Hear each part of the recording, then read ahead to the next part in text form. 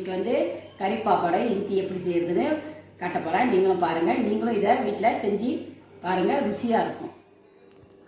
கறிப்பா இஞ்சிக்கு நம்ம 3 டீஸ்பூன் எண்ணெய் ஊற்றிக்குவோம்.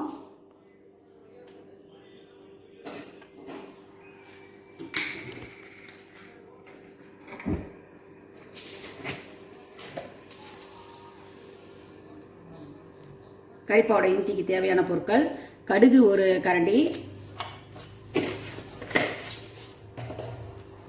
மிளகாய் 15,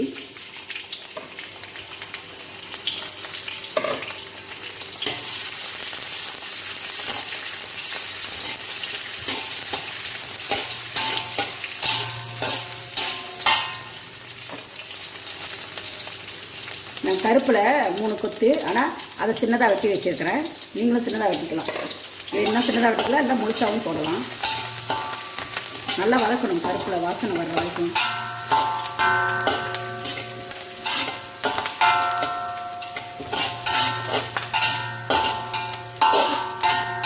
ஒரு 2 நிமிஷம் 3 நிமிஷம் நல்லா வதக்கிட்டு அதுக்கு தேவையானது ஆட் பண்ணிக்கணும்.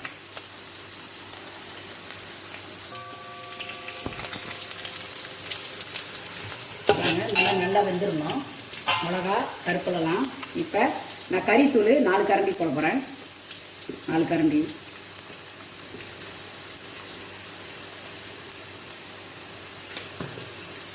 உரப்புக்கு மிளகாய்த்தூள் 1.5 கரண்டி.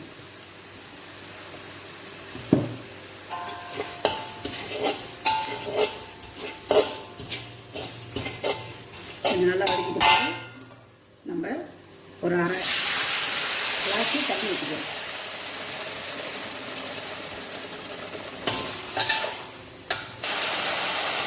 நான் ஏற்கனவே வந்து ரைஸ் குக்கரில் ஒரு 2 விசில் வச்சு கிழங்கு வேக வச்சுட்டேன். பாருங்கள்,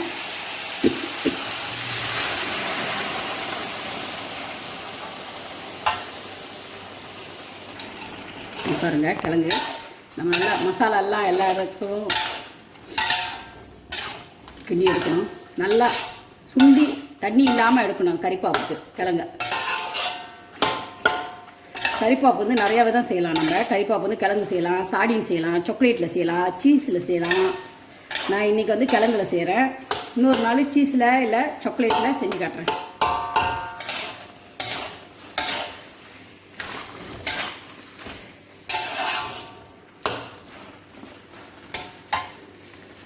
கிழங்குக்கு தேவையான அளவு உப்பு போட்டுக்கணும்.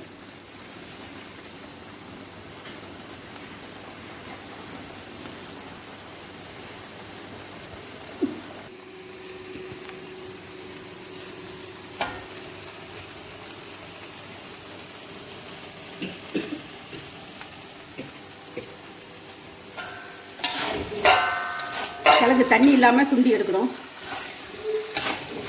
அப்போ தான் அந்த கறிப்பாப்பு செய்யும்போது இதாக இருக்கும், சின்னங்காக இருக்கும்.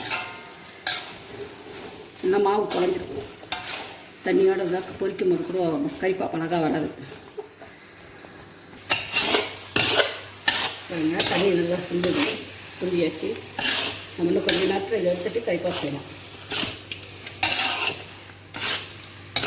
கறிப்பாப்பு வந்து டீ டைமில் சாப்பிட்லாம், காலையில் பசி அரைக்கி சாப்பிடலாம்.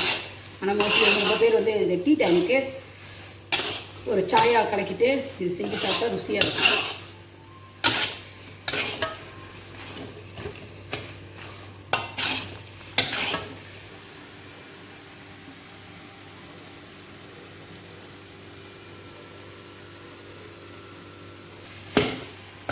ஓகே, கிழங்கு நல்லா வந்துருச்சு, தண்ணியெல்லாம் சுண்டிடுச்சு.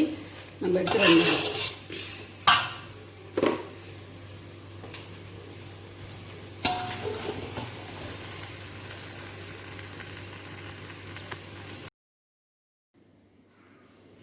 நான் கறிப்பாப்புக்கு 1/2 கிலோ மாவு பிணைஞ்சி வச்சுருந்தேன். உருளைக்கிழங்கு ஒரு 6 உருளைக்கிழங்கு எல்லாம் இஞ்சி செஞ்சுட்டேன். இப்போ இது நம்ம எப்படி செய்கிறதுன்னு நம்ம பார்க்க போகிறோம். நான் இப்போ வந்து கறிப்பாப்பு எப்படி செய்கிறதுன்னு ஸ்டார்ட் பண்ணுறேன். நம்ம இதையும் செய்யலாம், அந்த சப்பாத்தி உருட்டுமே அந்த கட்டையிலையும் நம்ம செய்யலாம். இது வந்து உருளைக்கிழங்கு இஞ்சி கூட வேணால் கூட வச்சுக்கலாம். இதில் வந்து சாடின் செய்யலாம், சீஸ் செய்யலாம், சாக்லேட் செய்யலாம். இது அந்த மாதிரி வரும்.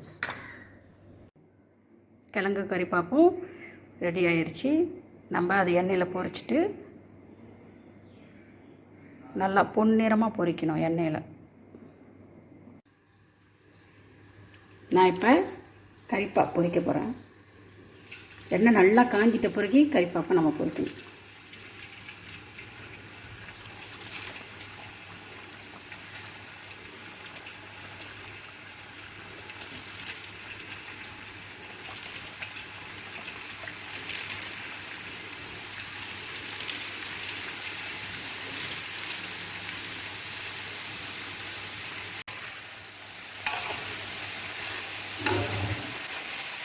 நம்ம 2 சைட்டும் வேகணும்னா அதை கொஞ்சம் நேரம் கிண்டிக்கிட்டே இருக்கணும். அப்போ தான் அது வந்து நல்லா பொன்னிறமாக வரும். இங்கே பாருங்கள், நல்லா பொரிஞ்சு வரணும். அப்போ தான் 2 சைட்டும் நல்லா வேகும்.